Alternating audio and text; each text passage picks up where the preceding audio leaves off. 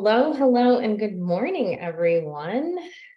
It is a nice summer day, kind of a little bit gray here in New Jersey. And I have a really special guest today, Rachel Dick.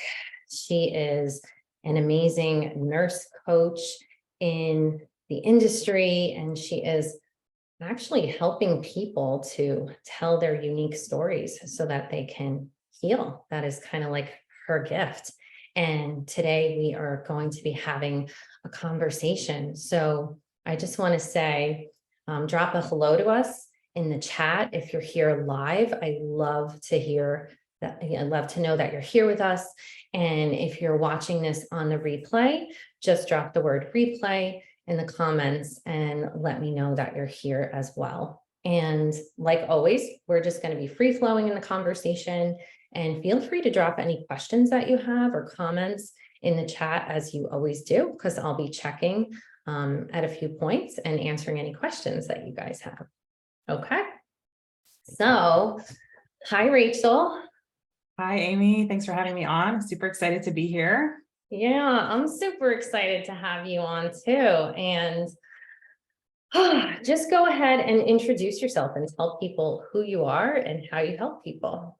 I would love to. Yeah. So my name is Rachel. I am a certified nurse coach, and my mission is to help people tell their stories, and particularly to heal through stories. For the last year, I have been mostly focusing on nurses. So I have been helping a lot of nurses discover what their story is, discover who they are. And I've been helping them heal through the power of writing. This is very close to my heart. I love writing. I love expressing myself. I love storytelling. And it's only been in the last couple of years that I have found a sort of systematic way to express myself every single day with automatic journaling every single day. And so I have been sharing that gift with others. I have been spreading the mission of writing, storytelling, and just healing by just getting some perspective on your own story and what your own story looks like. Yeah, thanks for sharing that. I think it's so powerful, and I love your mission. It really, jumped out at me when we started our container together. And I just want to start off by saying you are young. You're 34 years old, right? You're a mother, you have 3 children, you're married. And you and I worked together from November to May. And when you came to me, so let's talk a little bit about that, because I really want to point out that to the outside world, Rachel, like you, right, even got a lot of feedback, like people see you as very confident, right? That's how people perceive you, see you, and you're very inspiring to others. And you were traveling, alone and with family, and you had groups, right, of these, journaling groups that you have going. You had a one-to-one client. You left the full-time job, of nursing. You really started your own business. So like you were doing all the things that people dream of doing, right? But when you came to me, your main thing was, right, but I don't feel confident inside myself. And that's what you really wanted to work on. So why don't you talk a little bit about that and like how that was for you and some of the things that we did when we started working together? Yeah, I would love to. Okay, so I remember when I came to you. So first of all, I remember how I decided to hire you as a coach was I heard your podcast on Shawnee's podcast, and you told your story of your own journey of self-forgiveness and religious programming and working through this abortion that you had as a young woman. And that story, like it literally moved me to tears. And I was just, I mean, I did not have the same experience, but I had some parallel experiences growing up with the religious programming. And so that piece really spoke to me. And I remember when I reached out to you, what I said was, I want that inside to match the outside. And I had a lot of awareness. I said, I know people see me as confident. People always tell me, you're so confident, you're so expressive. And every time I heard those words inside, I would feel this like shrinking, like I felt almost like an imposter, like, yeah, but I don't feel that way inside. And I really want it to match. I mean, it's great to be confident. It's a wonderful gift to have. But if you're not feeling that way inside, there's just this disconnect. And so I really wanted to work on making the external experience match the internal experience. And so the religious programming was a big piece of that. I knew that a lot of my confidence issues and a lot of my issues around self-expression had to do with being raised in a very ultra-religious environment. And so I wanted to work through a lot of those blocks, and I just wanted to live like more freely. I just wanted to, again, just like feel that confidence in my body. I wanted the internal experience to match the external experience. And so, yeah, I mean, ever since our like first coaching session, our first couple of pro bono sessions, I was like, this is the coach for me, because this is exactly what you work on, is like finding that confidence and really getting to know yourself in a very vulnerable and intimate way, like really getting to know your parts, those parts of ourselves that we sort of numb out or push aside or don't really want to pay attention to because it's uncomfortable. And I felt like you really were able to like walk me through getting to know all those pieces of myself, my inner child, my ego, my protector, all those different words that we use for that piece of us that keeps us scared and wants to keep us small and safe, and just busting through those blocks. Because again, I want to feel as confident as I present to people. So yeah, that was the journey. Right.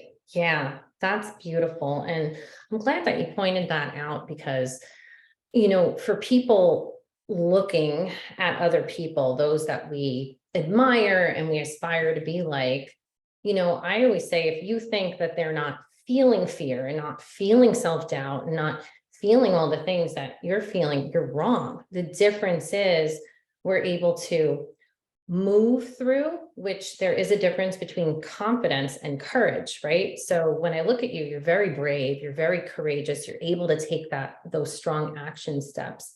And that really resonates with me too, because I'm the same way.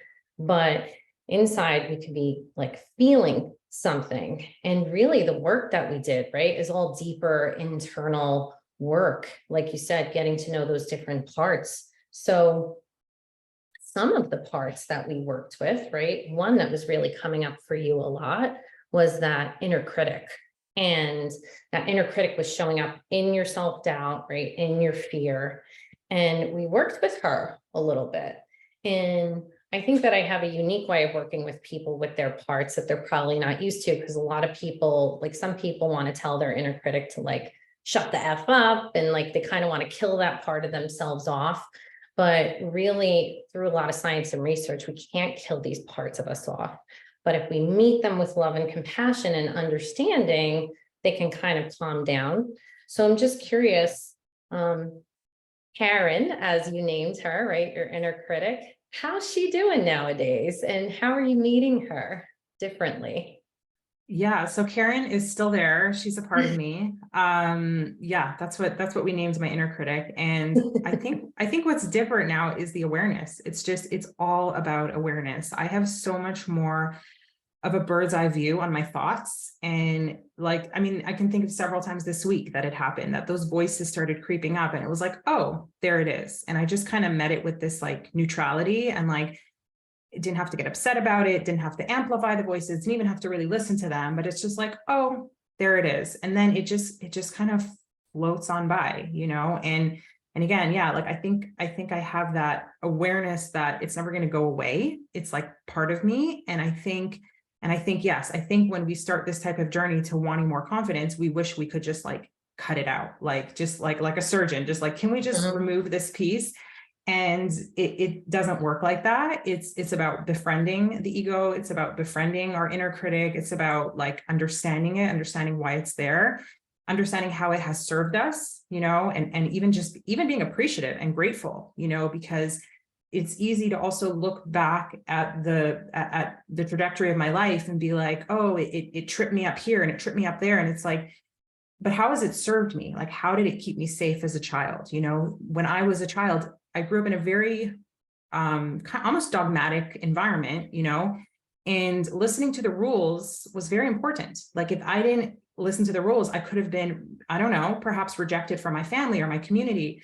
And this was just part of my programming, is that you listen, you follow the rules, you do what your parents say, you do what's appropriate in the community, and you don't break out of that. The difference is now I'm 34 years old and I'm trying to build this life. I'm trying to take risks. I'm trying to build a business. I'm trying to live outside of the box. And so now I'm really like bumping up against it. And it's like this journey of like, okay, well, how do I shift this? How do I befriend this voice? How do I understand it a little better? How do I maybe quiet it down a little bit so I can do the scary things and not worry so much? Like, what's my aunt in Brooklyn going to think about me? Like those are the voices that come up, and it's like, it's about kind of like just being with it. And again, not pushing it away, not like hitting delete, like it's not going anywhere. But maybe it can shift and morph and maybe I can learn how to live with it and how to use it to my advantage. So yeah. Yeah.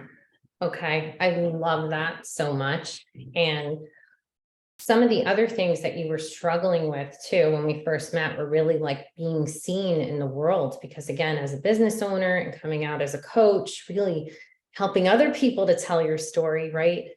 You're telling your story, but then all of that fear was coming up because of that religious programming. And like you said, what's mom going to think? What's my aunt going to think, right? Like really going against the grain and fearing what others are thinking about you. That was coming up a lot. And that inner critic was in that. I'm just curious, like, right? Like, what would you say were the key factors in the work there in getting to the other side of that and really feeling, right? Feeling free to express yourself in the world as you want to? That's a really good question. I have to think about that. I mean, what's coming to mind is just showing up again and again and again and again. And this brings me kind of to my morning pages, which is like the bedrock of my workshop. It's the bedrock of my life, which is basically that I sit down every single day and I write 3 pages, stream of consciousness journaling. Almost every single day. I almost never miss a day. Sometimes I do it on the computer, sometimes I do it in a notebook, but every single day I'm observing those thoughts and I'm putting them on paper for 30 to 60 minutes. And so what happens when you do that is you begin to create this container of safety. So we have these stories that live inside of us. They live in our limbic system. They live in our heart. They live in our body. And we have these stories, but we're not even aware of them. Like we're not even aware of how that time that person made fun of us on the playground in 3rd grade is like still with us, that there's still some emotional response in our body to that thing that happened to us. And when you sit down every day and you write and you let anything come out, there's no judgment, it doesn't have to sound good, you don't have to spell right. Like it's really like a permission to just be. And for me, the pages really just like create this container of safety where I'm building this little circle of safety around myself where I can fully express in this space. And then I'm starting slowly to spread that and to stretch that and to bring it out into the real world so that I feel safe when I'm telling a story in front of an audience. And of course, this takes practice, and it's really just about showing up again and again and again. And coaching with you has provided a similar sort of circle of safety where it's like, I know once a week I have this container where I can show up and I can be myself and I'm not going to be judged. And it's like this container of safety. And the more you can be and feel safe within yourself, or even with one other person, or in these more safe kind of environments, then you can start to like spread it and translate it over into other parts of your life. And so I guess it's really just about creating that safety within myself and then just doing it again and again and again. And just eventually it's like, oh, like, just suddenly I'll notice that those thoughts are quieter and I'm not as critical of myself. Yeah, so I think that answers the question. It totally does. And for anybody watching, maybe you want to rewind and listen to that again, because there's so much gold in there, Rachel. Literally, what you just basically summarized is that the key to getting safe in the world, right? The key to getting safe and being seen in the world, worrying what other people are thinking of me, really is getting safe and vulnerable within my own world, right? And that is the key. Like you just said, those morning pages, that stream of consciousness, this container of safety that we have is like this like little microcosm of a way of being. And it's an example of how we can start taking these skills that we learn in the container and taking them out into the world. I always say, I'm going to blow your mind when I tell you that you're worrying about what everyone else is thinking of you are really your own thoughts. They're really your own thoughts in your own mind, and we project them out. We see them as other people's thoughts. But when what you just said is literally, it's an inside job within myself. I have to get safe in my own body, in my own mind, body, soul, in order to be safe out there, right? So that is just so beautiful. So rewind and watch that, because what you said was so good there. Thank Which you. it just leads me to now your inner child, because like you said, going back to those memories from childhood, several times we worked with, I believe it was like the 5-year-old. And interestingly, that is a pretty, the 5-year-old is really that age 5 is when that superego is formed, which is that the voices of our caretakers and our inner critic, right? The superego is that inner critic. And that 5-year-old, 4 or 5-year-old came up for you several times. And just talk a little bit about your working with her, because I want to say what happened in the beginning when you first came to her happens with a lot of clients of mine. We kind of have this sort of like, whoa, wait a minute, like, is this going to be more work for me, right? Am I adding more work to my plate by taking care of this child within myself? And you kind of had that little bit of a moment, right? But then really came so far with her by the end of our container. So just talk a little bit about what it was like to meet and be what your inner child needed. Yeah, I love it. Yeah, it was very interesting meeting my 5-year-old self. I have a 6-year-old, I have 3 children. And so working with my inner child, there was a lot of like transposing my inner child on my own children. And that was really interesting because it also, in a positive way, really changed up the dynamic with my own children. And so when I met my 5-6 years old was a very like pivotal time. My parents moved from one home to another. And so that's like a big event that kind of, there's like a before and after. And like you said, that's when like the super ego develops. And so it's a very like pivotal moment in my memory. And when we started working with her, there was like this big fear that came up of like, oh gosh, another person to take care of. Yeah. I became a mom really young. I had my first kid when I was 21. And so I feel like for the last 13, 14 years, I've been struggling against this, like feeling burdened, feeling like when do I get to like get some freedom? When do I get some air? Yes. And when it was like, oh, here's another kid to take care of, like we went in, we found this little 5-year-old girl that was like wounded, that was hurt. She needed a little bit of love and attention and acceptance. And it was like, I just remember feeling this, like, I want to be there for you, sweetie, but like, I got too much on my plate, like, and it was such a, like, I felt bad, but I'm also like, I can't take you on right now. That's what it felt like. I really just didn't want to take her on. And so, yeah, I think that was like part of the learning of just like, yeah, like how to navigate that, how to navigate your inner child feeling like another burden or another person that you need to take care of. Yeah. And I want to just say that really is normal. A lot of time when we first come to this child, sometimes the child doesn't trust us, or right, we can have this exactly what happened with you, like, oh my gosh, this is more work for me, kind of, as I say it. But really the key is that child is a part of us. It's this part of us, and it's the most vulnerable part of us that needs our love and our attention and our care. And as I see it, constantly seeking something externally to give that to us. But really where the puzzle piece like comes into play is when we finally realize, like, oh, when I give her what she needs, then I'm giving it to it's what I need in the present, actually. And then I'm actually the thing I need. It's not the external thing anymore. And then it becomes really empowering. So I want to say, I really saw you lean into vulnerability, because, I want to say, like, even I noticed that was challenging for you. And I know that came from your religious upbringing. But when we would go to those deep places inside, there was a little bit of resistance to vulnerability, right? Even like you mentioned that, like, there wasn't much physical touch when you were growing up, right? So I saw a shift there though. And like, just talk a little bit about that, on like the shift of like really becoming more vulnerable inside yourself.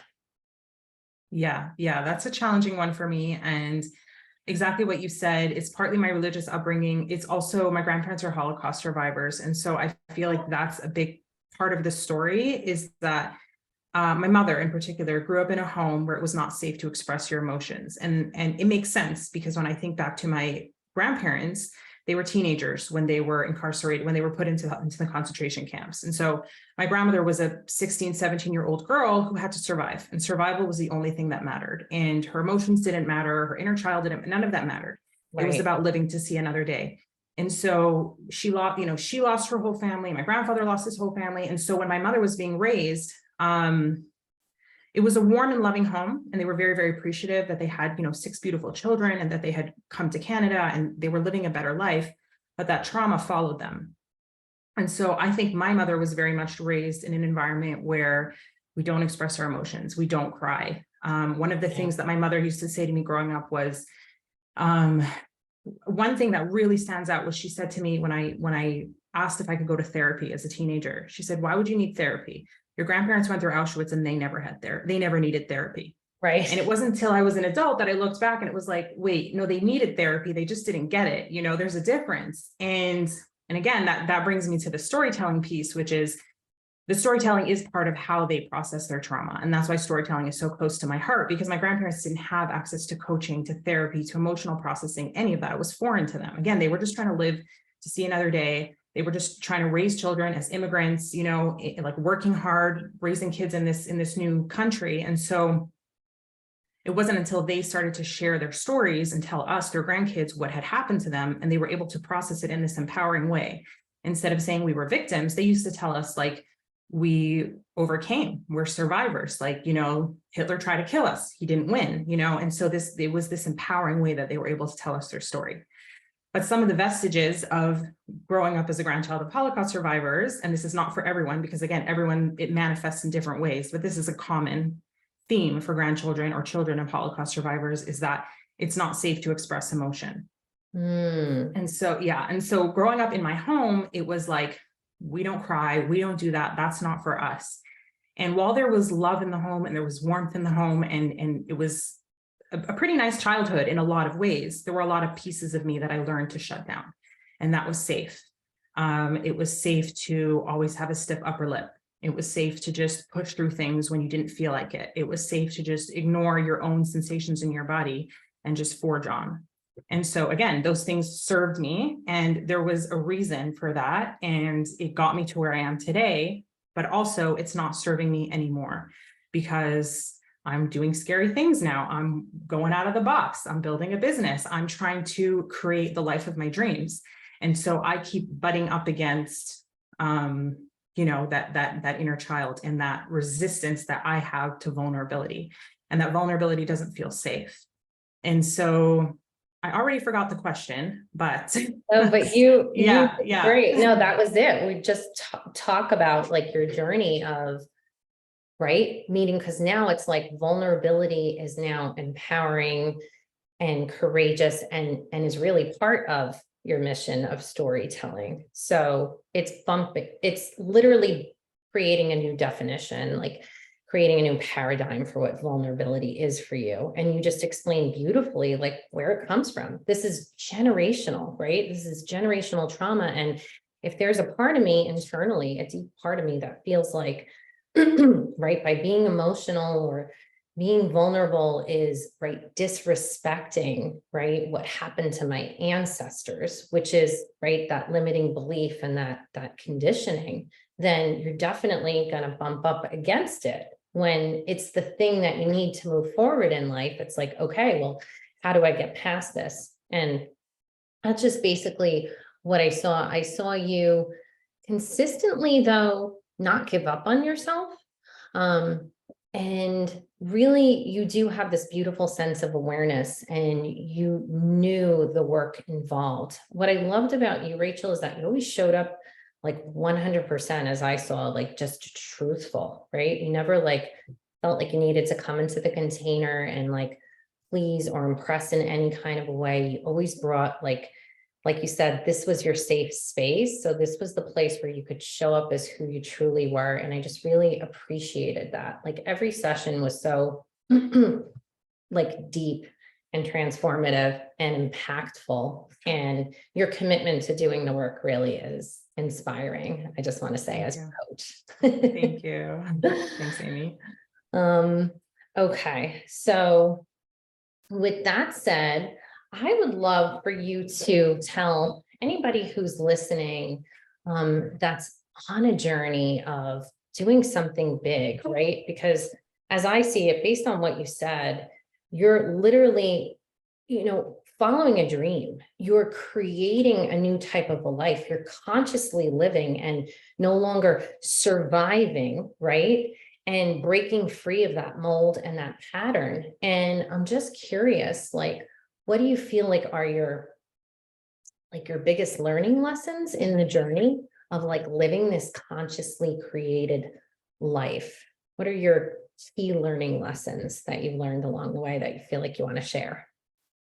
Yeah, there are many for sure. I think what's coming to mind, and this is something that I tell people in my writing workshops all the time, and this is, I think, the key to any creative process, writing, creating your life, creating a business, any sort of creative endeavor.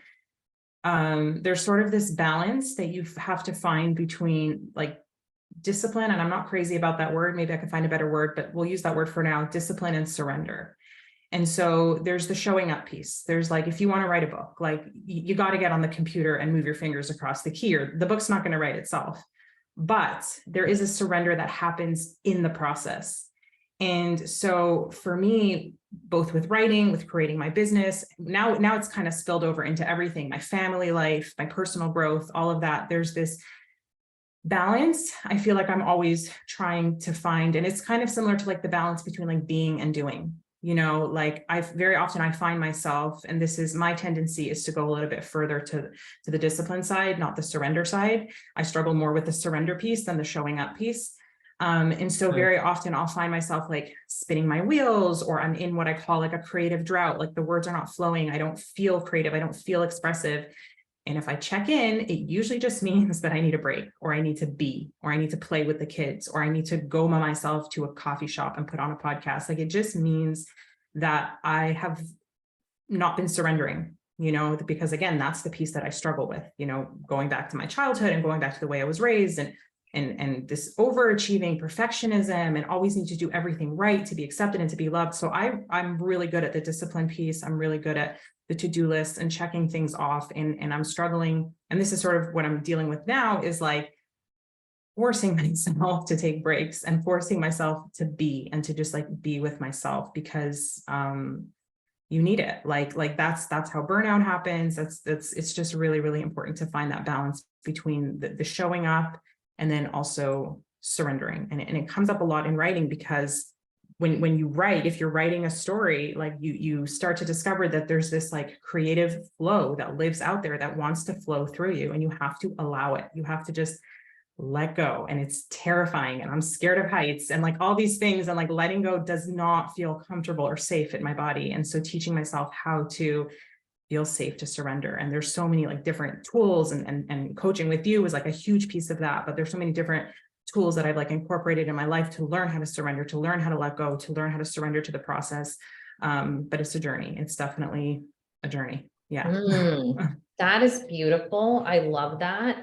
And where I want to like comment on that is learning to surrender, right? Is this beautiful form of acceptance. If we look at even our container, the whole thing that we're working towards is really radical self-acceptance for every single part of ourselves, right? The good, the bad, the ugly, the vulnerable, that high achiever, right? And really seeking and striving for the balance. But balance is this word that is kind of synonymous with perfection. It almost can never be attained, but we're always striving for it. So really for the high achievers out there, right? Because you're definitely a high achiever, just know that as I see it, when you start this journey of creation, that high achiever is going to help you achieve it, right? But it's also going to burn you out. And your work now is, well, I'm consciously creating my life and I'm going after what I want, but I want peace, right? I want peace of mind. I want surrender and serenity, and I want to play, right? Because when you really do research on the most successful people out there, they have beauty and richness in all areas of their life, right? And that's kind of like the goal is, how do I calm that high achiever down when I need to calm her down? And like you just mentioned, the surrender piece. And I like to say to people that there's acceptance or surrender, and then there's resignation, and they're not the same. And resigning is just like, oh, like forget it, like it's just all gone to hell. Like that's more like resignation, or like this isn't worth it, or like kind of cutting it off. And sometimes, right, as a high achiever, we kind of have to get to that point, that burnout point where we cut it off. And then we use that as our learning opportunity to learn, okay, how could I surrender before I get to that point where I have to just like shut it down or cut it off. So I just think that that's a beautiful like thing to touch on, because, you know, those of us with that high achiever type of a pattern, we have a different way to come to balance than those of us that are like the ultimate pleasers, or too caught up in fear, that can't take the courageous acts. Okay, so I want to just ask you this to share. And I've never asked you this before. I've never asked anyone, but this is going to be interesting because it'll be my first time hearing it. But for anyone out there that's looking and is like thinking about working with me personally, what would you say to them? Like, who do you believe is a good fit to work with me? And what would you say to anyone that's on the fence about it? Yeah, I mean, I would just say do it. Like you literally, yeah, no, you're like, I remember one of the things I said to you when I started working with you was like, you asked me a question and I can't remember what it was, but my response was, Amy, I trust you implicitly. Like, I just like, it's like, you're taking me on this journey, like, let's go. And like, that's the surrender piece. Like, I have felt so contained. Is that a word? Like in your container, like, I just felt very held. I felt very safe. I felt very like allowed to show up as my full self, all my parts, the good, the bad, the ugly. I always felt like you were my biggest you still are, you're still my coach.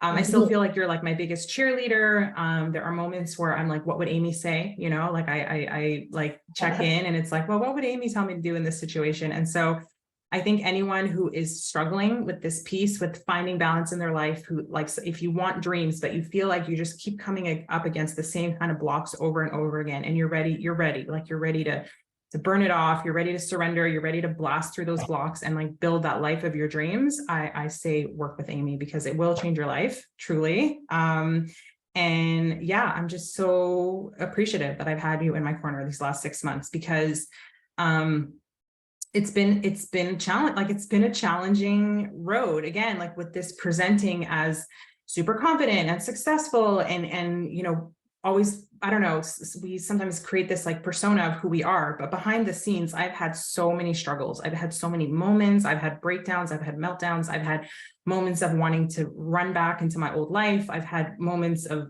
searching for jobs and being like, maybe this entrepreneurship thing isn't for me.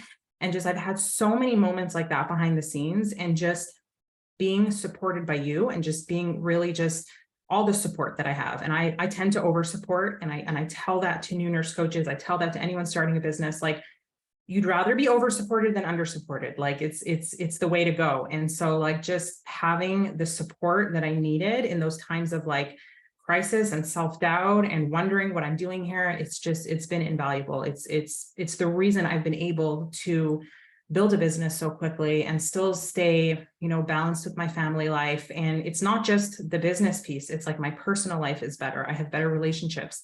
One of the goals that I brought to you when we started working together was to improve my relationship with my oldest daughter, who's now a teenager, you know, like fun times. But our relationship has transformed. Like, again, relating to her, like, because I've learned to relate to my inner child. I've learned to relate to her. I've learned the pieces of me that I see in her that trigger me. And just, that's been super, super helpful. Getting her the support that she needed was a huge piece of all of this. And so it's just really just spilled over into every domain of my life. And I'm not the same person I was 6 months ago. And really, truly, like, it's a lot. I'm super, super grateful and appreciative that I've had you on my support team and in my corner. So yeah, thank you, Amy. Thank you so much, Rachel. That was beautiful. And yeah, I definitely saw the shifts in your parenting, right? I like to say that when you do this work, you become the leader. Like you become, that's how I look at it. That's my language. Like you become the leader in your parenting. We even take charge and become the leader in our relationship, right? And I really saw this work affecting all the different areas of your life, your business, your marriage, your parenting, even your relationships with women, right? And really had let go in our container, you had let go of a friendship that you had for a long time. And that was a big piece. And yeah, it's just been really beautiful to see. And is there any last pieces that you want to comment on how this work has really impacted your life?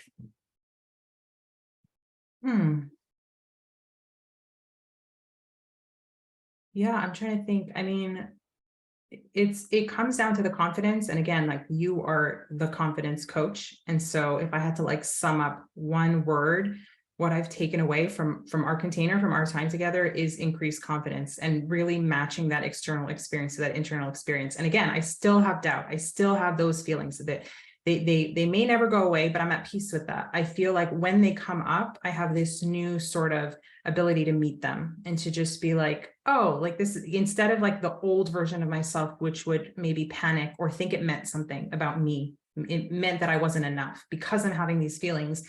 I'm not enough. I can't be an entrepreneur. I can't be a good mom.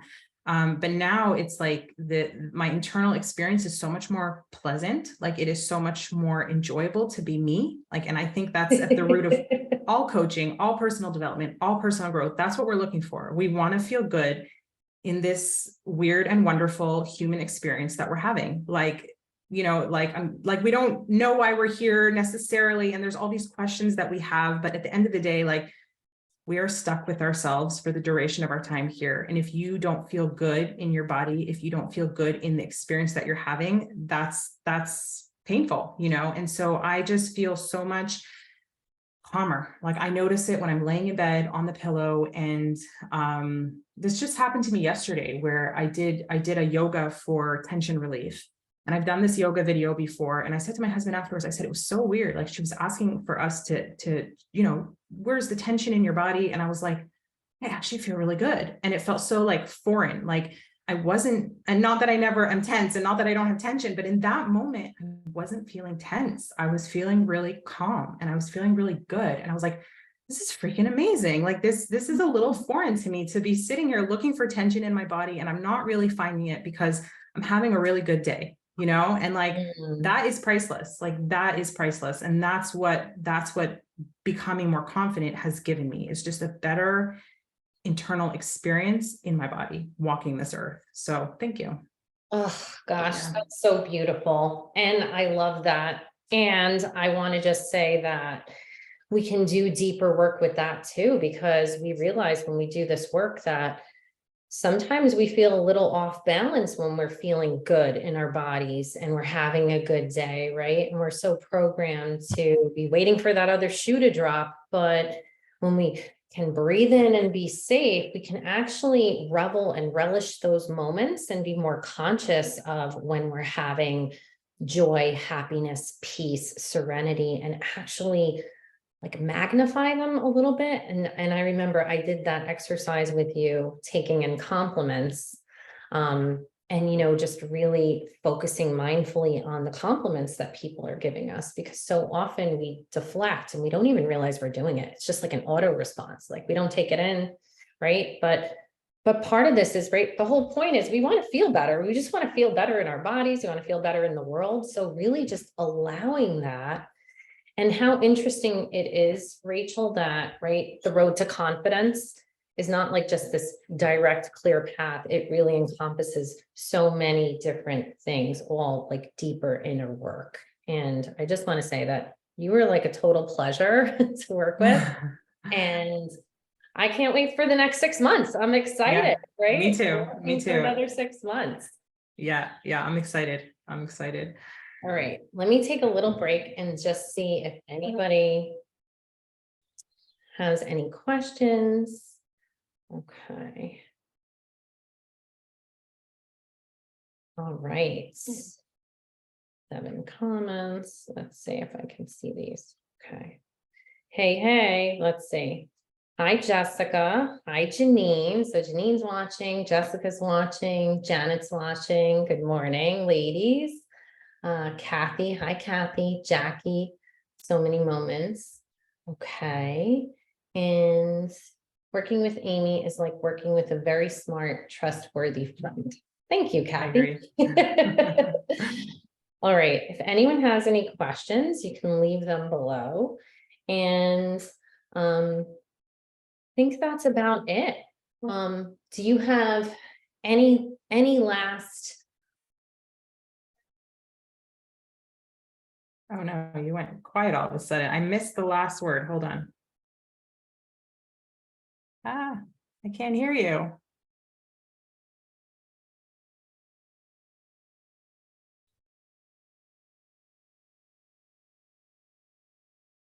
Hold on. I can't hear you.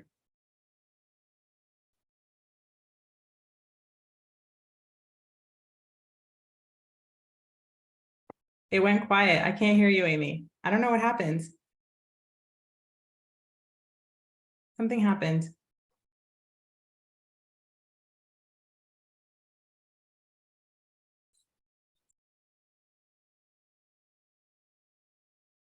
Oh, I'm so We're sorry. back. Okay, no worries. Oh, good thing you noticed that. My Bluetooth went on. Okay, so nobody heard anything that I just said. Yeah, the last Okay. thing. Oh, all right. Well, I just wanted to say that Kathy, were you able to hear me when I was saying hi to everybody or no? Yeah, Like- yeah. I just missed your question. Okay, yeah. So I've been meaning to, what do you call it? Kathy's watching and Kathy's a writer. So anyway, I always think of my Kathy was an old client of mine, and I always think of you with Kathy because I think you guys would be a great connection. But yeah, just any last sentiments that you want to tell anybody and let everybody know how they can find you. Tell us about your program. And if anybody wants to work with you, yeah, just tell us all the things. Yeah, sure. So, yeah, so I'll tell everyone where to find me. So I run this workshop. My workshop is called Heal the Right Way. The next season launches in the beginning of August or mid-August. And so you can find me on Facebook, Rachel Dick Juanca, Instagram, Nurse Coach Rachel, or my website, racheldickcoaching.com. And so this workshop is going to start mid-August. This is going to be our 4th season. As of now, I'm still just working with nurses, but that is hopefully going to change in the near future. So if you've been eyeing this program and you're not a nurse, hopefully in October, I'm going to be opening it to muggles, as I call them, or people who are not nurses. What does that So- mean? What is a muggle? Is that like It's from Harry Potter. It's from Harry Potter. There's like Oh. wizards and non-wizards, and non-wizards are called muggles. Anyway, so yeah, so this program launches in August, and this is just a very unique program. I combine coaching and writing, and so the sessions are about an hour and a half, and about half the session we spend coaching, working through things that are coming up. Everyone in the program is doing morning pages, so everyone in the program is writing every single day. And so things come up when you write every day. And so we bring that to the container. I'm there to coach. I'm there to support you. I'm there to hear what's coming up. If you're struggling to show up to your pages, we talk about that. And it's really cool because very often people experience similar things. Like people come to session. I'm sure you have this in your groups where it's like, oh, is there something in the water, you know? Yeah. And then the second half of the session, we spend writing, and we actually do a writing prompt, and we share a writing prompt with the group. And so it's a really, really unique group. It's really fun. We have a lot of fun together. We laugh, we cry, and we really get a bird's eye view on our own stories, and we learn how to get a little bit of distance from our own story and see the trajectory of our life and be able to just witness ourselves. It's very, very powerful. People learn things about themselves. People dig up old stories that they didn't even remember will come through in the workshop. And so it's an amazing, amazing experience. If anyone is interested, please reach out to me. We still have a few spots left. And I'm trying to think if there's anything else. I also do one-to-one coaching with a lot of nurses, women, business owners, and yeah, that's everything about me. And I really, really appreciate this opportunity. This was a really fun interview. I love having conversations where we really just like go to the meat, like the like nitty gritty sort of pieces of things. And I just love that we really went deep today. I mean, I didn't expect otherwise, but it was really, really fun and enjoyable. And I just, thank you for this opportunity. Oh, you're so welcome, Rachel. It was so nice having you here, and I'm going to, post all your information. So you'll send it to me and I'll post it up here for anyone that's watching the replay or wants to reach out to you. And yeah, it's been really amazing having this interview. And it's always fun for me to have these conversations and just like, hear it in this kind of a way. Because even like, I don't know what's going to come out of, your mouth and what's always happening on your end. I just know what I'm experiencing, and I just saw the amazing results that you were having. And again, I'm so excited to be working with you for another 6 months. Yeah, me too. Me too. Oh, hang on, I'm going to make one more look to see if there's any new comments here or questions. And say, okay, here we go. Can you still hear me? Am I still? Yeah. Okay. Yeah. All right. Few more. Oh, yeah, they're telling me they can't hear me. Can't hear you, Amy. Quiet here too. Okay. All right, good. All right, so that's it. All right, everybody, have an amazing day. And I'll post all the information to reach out to Rachel if you want to reach out to her, and reach out to me as well if you've been eyeing me up. I'm having a sale on my one-to-one container that's ending at the end of this month in June. I have 2 spots left, and come July, I'm going to be raising my rates for that one-to-one container. So yeah, it's been great. Okay. Thank you so much, Amy. Bye, everybody. Awesome, Rachel. Bye, everyone. Okay.